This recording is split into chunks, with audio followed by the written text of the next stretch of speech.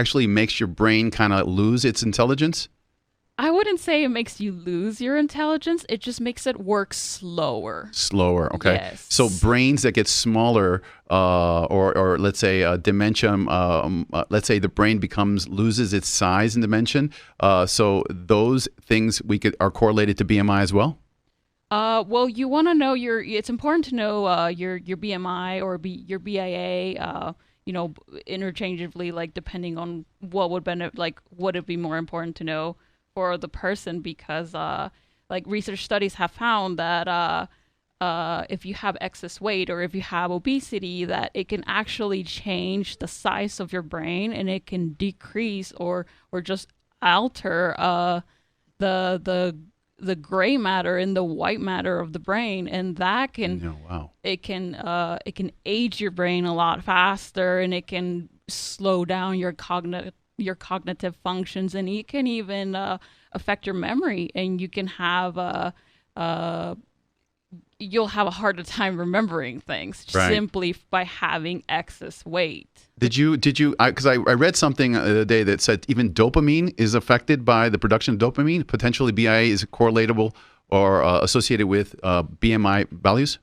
Okay, so what scientists have found is that if you have a lot of excess weight, if you're overweight, or if you're a person with obesity, the thing is that excess weight or obesity, it can go as far as affecting what's known as your pleasure and reward center of the brain, and that is it's pretty much the region of the brain that controls the release of dopamine. Wow. So just having obesity in itself could even cause your brain to release less amount of dopamine, and that can cause like a variety of mental health issues, and it could even lead to depression just by having excess weight. So BMI, let's pop it up over to Alexander on his Skype, make the screen bigger. Let's go to the HDMI. He's noticed some things here. Alex, can you tell us a bit about what you're actually putting up on there?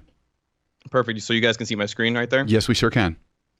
Awesome. So like Asturia was saying that adipose tissue does have an effect on certain things. So we have to take a look at adipose tissue at the cellular level. Normally, adipose tissue, large amounts in certain areas, were meant for producing hormones, and not all adipose tissue is created equally. So we could see that here's the average individual that would have what people call as a beer gut, and here's the pear-shaped is what a normal individual would have as well for most females. So we could see that we have pear, which would be gynoid, and android, which would be apple. But we could see that males who tend to have these tend to produce a little bit more estrogen, affects the males differently. We can also see the ratio of significant health risks. So males have a 95% increase percentage for developing other health risks, while females are different.